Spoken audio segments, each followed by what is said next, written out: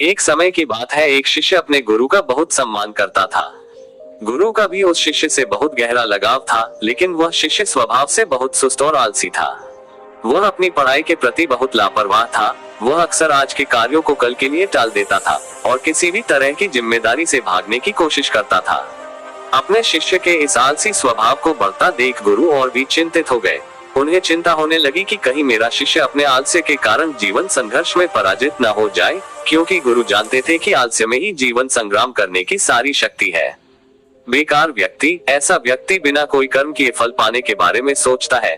वह शीघ्र निर्णय नहीं ले पाता और यदि ले भी ले तो उस पर अमल नहीं कर पाता। ऐसे व्यक्ति को अपने आसपास या आसपास के वातावरण का भी पता नहीं चलता या उसका वातावरण न ही भाग्य द्वारा मिले अवसरों का उचित लाभ उठा सके।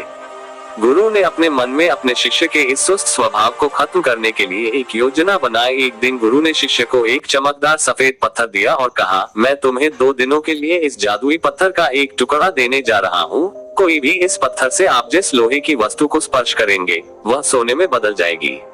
तुम इन 2 दिनों में जितना चाहो उतना सोना बना सकते हो, लेकिन याद रखना अगले दिन सूर्यास्त के बाद मैं तुमसे ये जादुई पत्थर वापस ले लूंगा। शिष्य इस अवसर को पाकर बहुत खुश हुआ।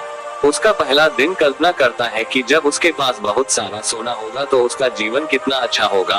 वह कितना खुश, प्रसन्न, समृद्ध और संतुष्ट होगा। उसके पास इतने नौकर चाकर होंगे कि उसे पानी पीने के लिए भी नहीं उठाना पड़ेगा। उसने योजना बनाई कि जब उसके पास ढेर सारा सोना होगा तब वह एक बहुत ही आलीशान घर बनाएगा, जिसके सामने एक बहुत ही आकर्षक बगीचा है जिसमें वह हर शाम को घूमेगा। वह अपने लिए एक बहुत अच्छी घोड़े की खींची हुई गाड़ी खरीदेगा जिसका रथ सोने का होगा। उसके कई अंगरक्षक और नौकर होंगे और उन सभी को आदेश देगा। ये सब सोचते हुए वह उस रात सो गया।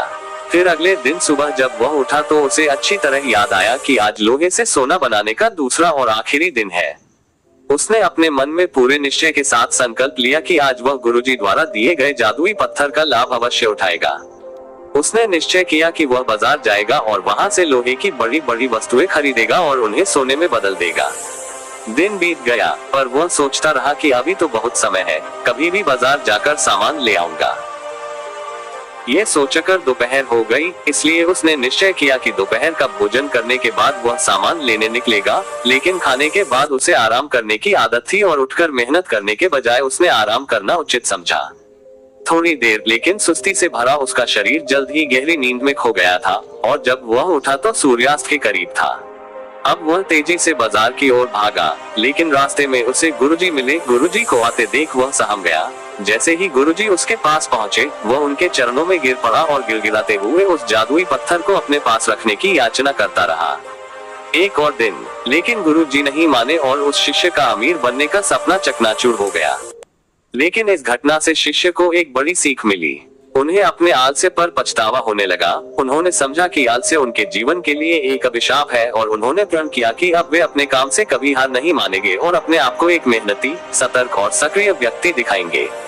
दोस्तों, काम को टालना एक आदत है और ये आदत हम खुद बनाते हैं। आदत एक धागे की तरह होती है जिसका एक आवरण आसानी से टूट जाता है, लेकिन अगर एक ही धागे को कई बार लपेटा जाए तो उसे तोड़ना मुश्किल हो जाता है। हाँ, इसी तरह किसी बुरी आदत को शुरुआत में बदलना आसान होता है, लेकिन महीनों या सालों बाद उसे बदलना बहुत मुश्किल हो जाता है। फिर अगर आप अपनी आदतों को बदलना चाहते हैं तो आपको लंबे समय तक प्रयास करना होगा। समय पूरे धैर्य के साथ मनुष्य अपनी आदतों का गुलाम है। हमारी आदतें हमें बनाती और बिगाड़ती हैं।